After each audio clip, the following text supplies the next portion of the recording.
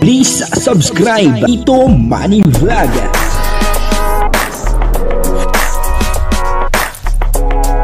Payagan po si Tito Manny Vlog na mag-reactor para pambiling gamot sa kanya pong karamdaman. Wala man siyang records ng ng awayan. Yan po si Kuya Bal ay mayroon pong babala. Ano bang tama dito? Babala o paalaala? Pwedeng paalaala doon sa mga K-boys na may mga kalab team. Talagang medyo matindi itong mga paalaala ni Kuya Bal doon sa mga lalaki na may kalab team doon po sa mga K-boys. Papanoorin po natin yung video at bibigyan po natin ng konting reaction.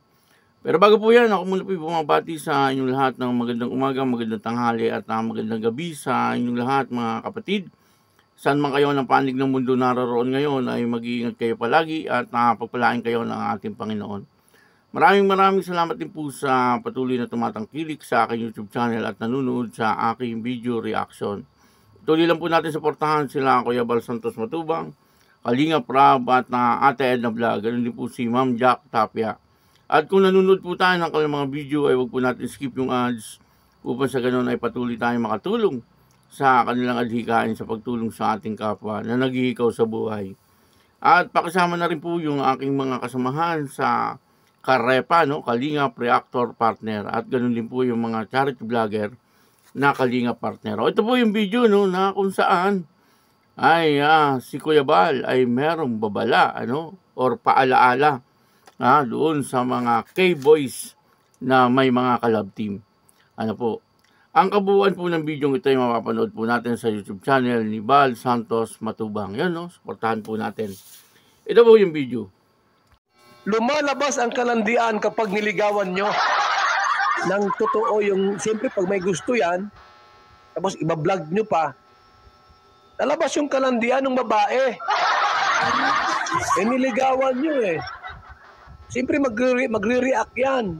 Pag nagpahayag ka ng damdamin, oy, alam mo ba, crush kita. Anong sasagot ng babae? Magpakita ng motibo na crush ka din. Lumalabas yung kalandian. Kaya dapat po, wag niyong ligawan yung kalab team ninyo o kaya sino man sa mga Kalingap Angels kasi mga bata pa po yan. Si Biancy, 16 pala Yung iba dyan, 17 pa lang. Tapos, liligawan ninyo. Ano ang magmomotivate sa kanyang buong pagkatao? Baka kalibugan na. Alam natin po, yung mga kabataan, mapupusok yan Mapupusok po ang mga kabataan ngayon. So, i-preserve natin kung kayo po ay may gusto doon sa babae. At mahal nyo po. Hintayin nyo na makapagtapos sa pag-ieskwela. At saka mo ilahad yung iyong saloobin. Pero ganyan po, pag-ieskwela, liligawan mo pa lang, hindi maganda. Kapag tapos ng pag-ieskwela. Lumalabas ang kalandian kapag niligawan nyo. Nang totoo yung, siyempre pag may gusto yan, tapos ibablog nyo pa, lalabas yung kalandian ng babae. Niligawan nyo siyempre magre-react yan. Pag nagpahayag ka ng damdamin, oy, alam mo ba, crush kita. Anong sasagot ng babae? Magpakita ng motibo na crush ka din. Lumalabas yung kalandian. Kaya dapat po, wag niyong ligawan yung kalab team ninyo o kaya sino man sa mga Kalingap Angels kasi mga bata pa po yan. Yun na nga, napanood po natin, yung babala or paalaala ni Kuya Bal, doon po sa may mga kalab team. Na ang sabi ni Kuya Bal ay, huwag niyong liligawan. Maliwanag, sabi po ni Kuya Bal, ay huwag niyong liligawan ang inyong mga kapartner sa inyong mga kalab team.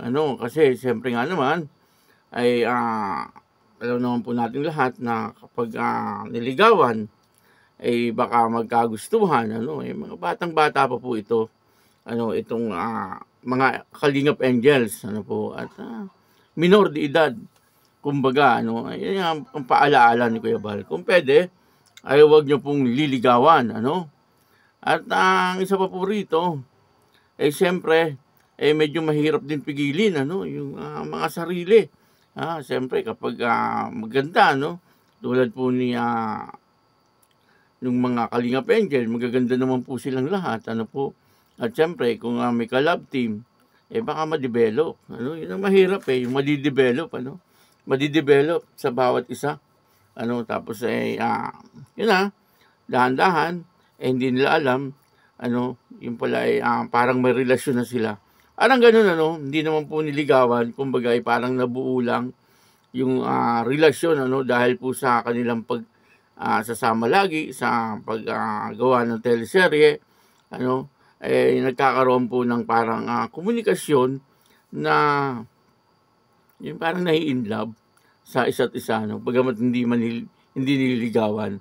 Ano po, yun ang mahirap, ano, yung mga ganun, ano. Pero ang sabi ni Kuya Bal, hangga't maaari ay huwag nyong liligawan ang inyong mga kalab team, ano, kasi siyempre ay baka nga naman pumigay or ma-inlove din, medyo hindi maganda kasi mga minor de edad, ano po, yung mga Kalingap Angel, ano.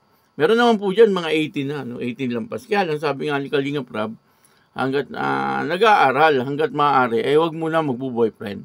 Ano, isa po yun sa parang rules ni Kalingap Rab, ano. Narinig ko po yun doon sa live niya. Sabi niya hanggat maaari daw ayaw nila na magbo-boyfriend yung mga kanilang mga scholar, ano, yung mga Kalingap Angel, ano po. Hanggat maaari, kung pwede, ay wag muna magbo-boyfriend. Magtapos muna sa pag-aaral. Ano, kaya kung saan ligawan kayo, basta din nyo kaagad. Basta din nyo kaagad. Nasa ganon. Hindi na umulit pa, ano. Kaya lang, minsan, siyempre, bugso ng damdamin, ano. Hindi mapigilan yung sarili. Ano, at kahit na sabihin natin may paalaala o may bawal, minsan kasi kapag in love, talagang kahit anong gawin, sabi nga, kahit bumagyo man o umulan ng malakas, ay tuloy pa rin yung panliligaw. Ano, kasi nga ay in love. Ano, yun ang mahirap, ano, yun yung mahirap. Yung mga ganung bagay, ano po. Pero, siyempre, yung paalaala ni Kuya Bal, huwag kakalimutan. Ano, huwag liligaw. Kaya yun, ano, maraming pong salamat. Narinig naman po natin yung paalaala ni Kuya Bal, ano. Kaya, supportahan po natin, ano, Kuya Bal Santos Matubang, Kalingap Rab, at Ate Edna Vlog, ano. Yun din po yung aking mga kasamahan sa Karepa, at yung mga charity vlogger na Kalingap partner, ano po, Sagap TV, ano, pakisuportahan po, at Jebrad TV. Ako po si Tito Manny Vlog na nagsasabing God bless you all. Diyos mabalos.